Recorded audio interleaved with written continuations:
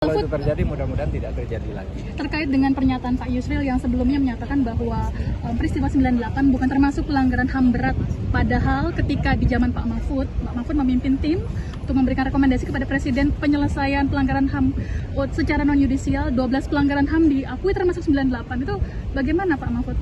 Gini, yang menurut undang-undang ya, menurut undang-undang, menurut TAP MPR, pelanggaran HAM berat itu harus diselidiki. Sesudah diselidiki ada 18 pelanggaran HAM berat. 5 sudah diadili. Ya, tapi 34 tersangkanya itu bebas semua. Jadi yang boleh menyatakan pelanggaran HAM berat itu terjadi atau tidak terjadi tentu bukan Menkumham. Yang boleh mengatakan itu hanya Komnas HAM menurut undang-undang. Nah, kalau Komnas HAM keliru dalam menyimpulkan itu, nanti perlu dikomunikasikan dengan Komnas HAM.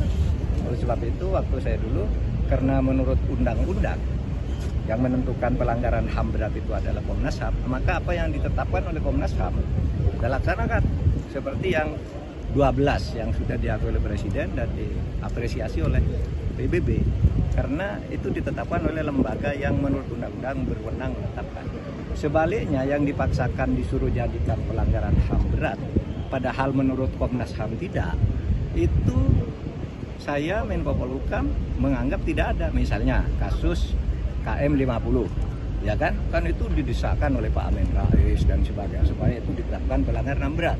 Saya bilang ya bilang dong Komnas HAM. Kalau Komnas HAM bilang begitu kita laksanakan. Kasus Kanjuruhan yang menewaskan 156 orang. Itu kan diminta agar dijadikan kasus pelanggaran HAM berat. Saya bilang, Komnas HAM sudah bilang begitu, itu kejahatan. Beda antara pelanggaran HAM berat dan kejahatan.